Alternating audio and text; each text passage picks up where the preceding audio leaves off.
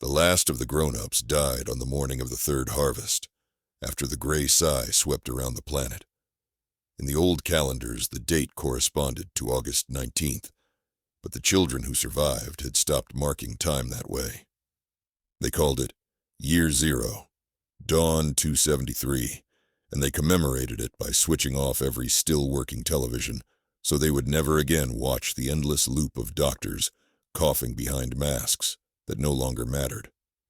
With the adults gone, the world went very quiet, and then, as the shock receded, very loud. Engines roared without supervision. Fires burned themselves out. Pets howled behind fences. After the first fearful nights, the children, frantic, furious, and unwilling to wait for a miracle, formed crews, untangled freeways, herded the starving animals, and rewired the remaining solar arrays. In pockets of ruin, they began to build again.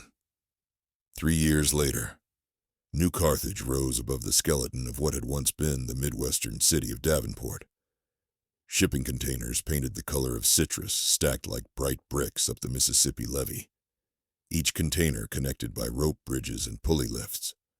A council of 7, elected because they were the oldest and because they had proven themselves in the desperate days, governed from the topmost decks. None of them yet had beards. Only 2 of them could remember what it felt like to have a parent's hand resting between their shoulder blades, guiding them across a street. Mara Reyes, 17 and tall enough to see over the railing, chaired the council. She was known for 3 things: the freckle on her left eyelid, a speaking voice that stayed calm even when a generator exploded, and an absolute refusal to let anyone under 10 go hungry. Beside her sat Diego Ahmed, the supply chief who used to dismantle radios for fun, and now kept the wind turbines spinning. Leon Joe, head of agronomy, who had turned parking garages into tiered greenhouses. Owen Gray, who commanded the ragtag security squads. Twins Nora and Kareem Shankar, in charge of education. And finally, Jules Arias, the scribe, who wrote everything down in waterproof notebooks because hard drives could no longer be trusted.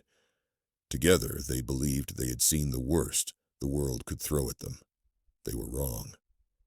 It began on a rain-slick Sunday, when the new scouts, kids on repurposed motocross bikes, streaked back across the river bridge, tires skidding on wet iron, screaming for a general assembly. Owen met them at the gate.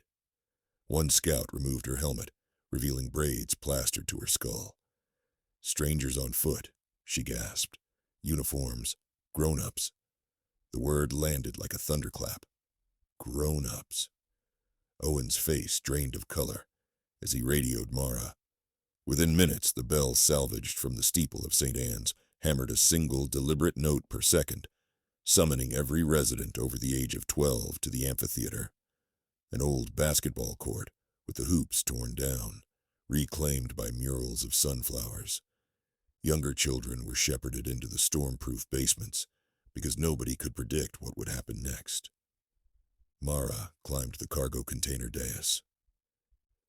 "Report," she told the scouts, and though her knuckles turned white on the railing, her voice kept its steady music. 6 miles south on Route 61, said the lead scout. A column of adults, maybe 20. Military fatigues, patches we didn't recognize. They're moving slow, carrying packs. They didn't spot us. Diego asked the obvious question. "How?"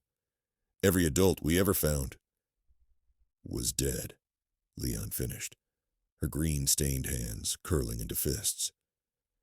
No one above 19 should have survived the sigh, unless they were already at the cusp of puberty when it hit. Biology can't lie. "Maybe they're immune," whispered Jules, scribbling already. There were rumors, remember? Some soldiers sealed inside mountain bunkers. A ripple of unease climbed the bleachers. The children had learned to survive storms, wild dogs, famine, but the one foe they had never trained for was the sudden resurrection of the age group that used to command them. Some looked hopeful. Could these be rescuers? But most, Mara saw, looked afraid they might lose the fragile autonomy they had scraped together. Owen cleared his throat. Council recommends we send an envoy under a flag of parley. Show we're organized. Gather intel. I'll lead. No, Mara said, surprising even herself. I will. She scanned the crowd. I'm the chair. They need to understand that leaders live here, not lost children waiting to be claimed. The vote passed in seconds by acclamation. Diego assembled a radio unit. Leon handed over sacks of dried fruit, an offering of hospitality, and Owen assigned 4 sentinels, every one of them archers because New Carthage had precious few bullets left and preferred weapons that could be remade in the school workshop. They painted a white kite on a scrap of bedsheet to serve as a truce banner and set out before dusk. The land beyond the levee had grown shaggy. Corn pushed through cracks in abandoned asphalt, and deer grazed beside rusting SUVs. The sky smelled of petrichor and wood smoke. As the envoy skulked south, Mara rehearsed greetings in her head. Welcome to New Carthage. We mourn what was lost, but we hold claim here. Articles of peace weigh less than bullets. She wondered if her voice would stay calm when she saw an adult face to face. Would she cry?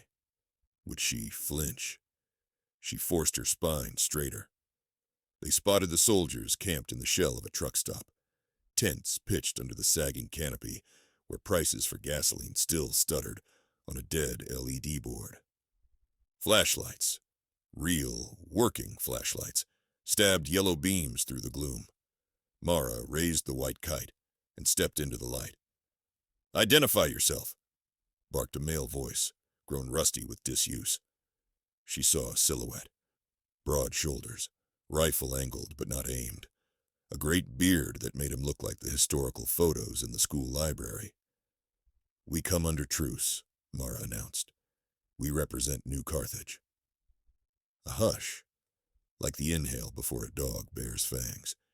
Then footsteps squelched on wet pavement. A woman emerged, her fatigues patched but tidy, her gray-streaked hair rudely cut. She scanned Mara's entourage, every face smooth-cheeked, every weapon homemade. And something flickered behind her eyes, grief or calculation. New Carthage, she repeated. Children. Citizens, Mara corrected, pulse hammering.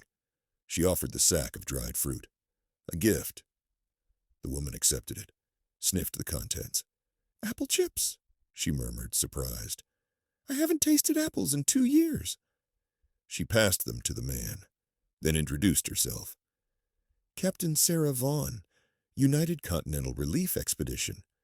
This is Sergeant Linden and the rest of my team. Others stepped forward, adults each one, their boots almost absurdly large to Mara's gaze. We are immune, Vaughn continued. We were part of a genetic trial that happened to work. We've spent the last 3 years in isolation at NORAD, waiting for the pathogen to burn out. Now we're here to restore order and provide security. Owen shifted, bowstring creaking. Restore whose order? Vaughn raised both palms. We don't intend harm, but we can offer protection, medicine, engineering expertise beyond what you children can improvise. Your word, children, is inaccurate, Mara said. We govern ourselves. We're prepared to trade, knowledge for knowledge, seed for seed, but not to surrender sovereignty. Sergeant Linden's laugh was like gravel spilling. Listen, kid, the world's a mess. You need grown-ups. Mara stepped closer, so the flashlight shone up into her face. The world's a mess because grown-ups built it that way. Silence. Rain pattered on plastic tent flaps. Captain Vaughn studied her as though weighing every ounce of resolve in Mara's body. Let's keep talking, the captain said at last. Tomorrow, daylight. I want to see your settlement. Under truce? Asked Mara. Under truce. They shook. Mara's hand vanished in Vaughn's gloved grip, and she felt the strength there. A strength that once shoveled death into trenches and wrote treaties afterward. She led her envoy home through a night that suddenly felt smaller. Back in the council chamber, debate crashed like cymbals. Nora hoped the adults would adopt the littlest orphans. Kareem feared conscription. Diego relished access to manuals and microchips. Leon scowled. "They'll take our fields the same way the old companies took water rights," she warned. Jules filled half a notebook with quotes. Mara listened until her head throbbed. Then she said, "We handle this like every previous crisis. We assume goodwill but plan for betrayal. Tomorrow the captain tours the upper platforms only. No child younger than 12 appears. Vulnerability is leverage. We lock our food stores, we station guards, and if anything feels wrong, Owen's signal flare sends them packing." Dawn painted the river bronze. Captain Vaughn arrived with 3 unarmed officers. They marveled at the wind turbines, the pulley elevators, the tablet chargers powered by scavenged exercise bikes. They praised the orderliness of ration queues and the school where 8-year-olds practiced subtraction with chalk dug from a quarry. Everywhere they turned, citizens of New Carthage straightened backs, proud and wary. Midway through the tour, Diego escorted Vaughn to the transmission tower. "We boosted range by rewiring car alternators," he boasted. "If you have shortwave protocols, we can piggyback." "I do," she said, eyes shining. "Imagine patching you into other enclaves." Later, in the hydroponic deck, Leon handed Vaughn a strawberry. The captain bit down and actually whimpered. "Your parents would be proud," she said. "Our parents are dead," Leon replied, leaving no softness in her tone. When the sun reached its peak, the council convened again, this time including Captain Vaughn as guest. She spoke of broader maps, of winter storms marching from Canada, of marauder bands in Chicago, of stockpiles her unit guarded, antibiotics, vaccine precursors, 3D printers, ripe for replication. "Join us," she urged. "Fold your settlement into the Provisional Continental Authority. We'll swear an autonomy charter, but you'll answer to strategic directives. We need your manpower, and you need our knowledge. It's synergy." Mara flicked her glance at Jules, whose pencil recorded every word. Define strategic directives. For example, our scouts located functional diesel reserves 50 miles north. We propose a joint convoy tomorrow to secure them. Diesel means tractors, ambulances, refrigeration. We have the weapons. You have nimble bodies and knowledge of local terrain. Together, we succeed. Owen said, "How many liters?" 300,000, give or take. "And what stops you from running that convoy yourself tonight, now that you know the route?" Vaughn studied the bare plywood table, perhaps embarrassed. "Truth? We're exhausted. Half our unit developed pneumonia last month. You have healthy teenagers. We can't maintain pace without you." That candor swayed some of the council, but Mara scrutinized every crease in Vaughn's face. Was she lying? Or simply broken, as any survivor might be? Mara's certainty frayed. Debate lasted into twilight. When at last a tentative alliance passed, 5 votes to 2, Mara stood to announce the decision. "We will ride with you at first light, but governance of New Carthage remains independent until a formal treaty is ratified by our general population. Any breach voids cooperation." Captain Vaughn extended her hand again. "Agreed." Outside, fireflies rose over the river like sparks suspended in amber. For the first time in months, Mara felt small, like a child again, who had once waited for parents to pick her up after soccer practice. She shook her head. dispelling the memory, and returned to the readiness tent where Owen sharpened arrowheads. "You trust her?" he asked. "I trust preparations," Mara answered. "You placed the flare launcher?" He tapped the canvas quiver.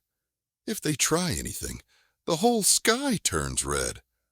Morning broke under a wash of pink stratus. The convoy formed. 2 battered pickup trucks from New Carthage, 3 military Humvees from the relief expedition, everyone armed.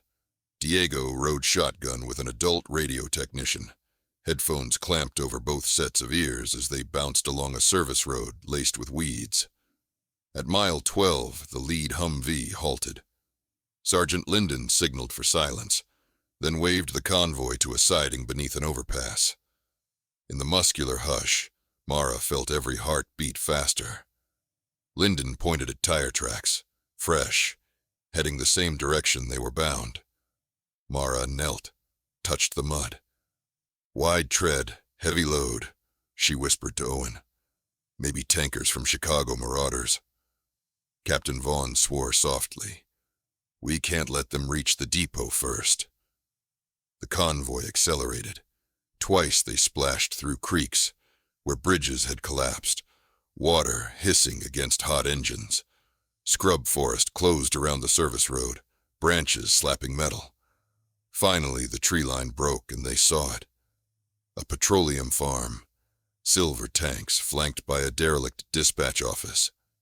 Faded logos fluttered on banners. Spur aid fuel. But something else moved. Flatbed trucks idling. Figures in mismatched armor carting drums toward loading ramps. Mara counted at least 30, most armed with rifles, and among them, to her horror, gleamed the smooth helmets of other soldiers. Adults again, but not Vaughn's people. "Rogues," Vaughn hissed. "We suspected some units defected. They'll shoot on sight." Owen notched an arrow. "What now, Captain?" Vaughn scanned her crew. 5 still coughing from pneumonia. And then the children, lean, alert, fearless in ignorance. "We flank," she said. "Cut their fuel line. Force them to retreat." Mara lifted her chin. "Our council didn't authorize a firefight." "And we didn't foresee hostiles," Vaughn shot back. "Help us or stay behind." In that instant, Mara understood the chasm between them. These adults had grown accustomed to ordering and being obeyed. She and her peers had thrived by consensus. She looked at her team. Diego's fingers twitched over his tool belt. Leon hefted a homemade smoke bomb. Owen waited for her nod. "Consensus right now," Mara said rapidly. "Show of hands. Withdraw?" No one raised a hand. "Defend the depot?" Every hand rose.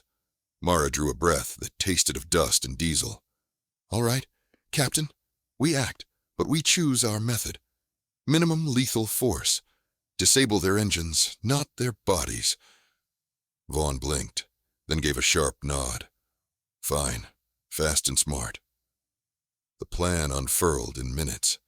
Diego and 2 teenagers crept along the drainage ditch, carrying sugar siphoned from Leon's greenhouse and water bottles of bleach to sabotage fuel tanks. Owen's archers climbed an old billboard catwalk. Mara and Vaughn, unlikely pairing, crawled toward the dispatch office to sever the rogue's radio mast. The engagement erupted, not as explosions, but as malfunctions. Engines coughed, sputtered, died as adulterated fuel hit carburetors. Greasy smoke bombs rolled under tires, blossoming clouds that blinded sentries. Arrows whistled, puncturing truck tires. Shouts echoed. "We've been sabotaged." Gunfire cracked, but scattered. Targets were invisible in the haze. Mara reached the radio hut, just as a rogue officer burst through the doorway. He was perhaps 30, eyes wild, beard flecked with foam. He raised a sidearm. Mara froze, every childhood warning about strangers roaring back. Vaughn, behind her, fired a single burst from her carbine. The man spun, collapsed, blood darkening dust. Mara stared. Another adult, dead. this time by adult hands. She scraped breath into her lungs and yanked the radio cable free, copper sparking. Above, Owen's flare whooshed into the bright sky. Not red, but green. The prearranged signal for mission success. The rogues, engines crippled, fled on foot into the scrub, dragging wounded. None of Mara's archers had used lethal shots. Every arrow stuck in tires or radiators. Children cheered from the billboard. In the aftermath, Diego discovered that the fuel depot held less diesel than maps promised. Evaporation and scavengers had eaten much of it, but still enough to run tractors for 2 planting seasons. Leon measured quotas. Jules documented the entire engagement, refusing to spare himself the sight of the fallen officer. Vaughn's team gathered casings, policed the area with grim efficiency. By sunset, convoy engines rumbled homeward, tanks sloshing with new lifeblood. Captain Vaughn rode in the tailgate beside Mara, the breeze lifting gray hair tangled with sweat. "You saved us," she said. "No," Mara corrected. "We saved each other. But remember, no one commands New Carthage without our vote." Vaughn's smile was weary. "Understood. I may never adjust to a world run by teenagers." Mara watched fireflies spark in the dusk. We didn't choose the world's timing. We just chose not to let it end. Back at the cargo towers, citizens welcomed the convoy with drums made from old paint cans and with violet lanterns strung across the rope bridges. The youngest children, who had been kept in basements, climbed ladders to see the newcomers. Real adults who had not died. Adults who might teach them calculus or venison jerky or lullabies forgotten. Yet those same children also chanted the anthem of New Carthage, a song crafted from playground rhymes and protest slogans. The mingled sound carried over the dark water, fierce, bright, and strangely mature. That night, the council met with Captain Vaughn in a circle lit by crank-powered lamps. They drafted the first compact of river settlements, stipulating shared defense, open research, and electoral representation for every colony, regardless of age. It was not perfect. Nothing born of catastrophe ever is, but it was a start. And this time, every clause bore the fingerprints of kids who had learned to survive by writing their own rules. When the ink dried, when signatures sprawled across the final page, Mara closed the notebook and looked around the table. Some faces bore acne. Some still wore braces scavenged from orthodontists' offices. Some had new scars from the afternoon's fight. They were the stewards of a world that would never again divide agency by birth date alone. Outside, generators hummed on diesel that children and adults had secured together. The river kept rolling toward the Gulf, indifferent but available. Above, stars shone through a cleaner atmosphere, because 3 years without traffic had given the planet a brief reprieve. And in the soft darkness between lamplight and starlight, the bridge between ages, once broken by the gray sigh, began, tentatively, to rebuild.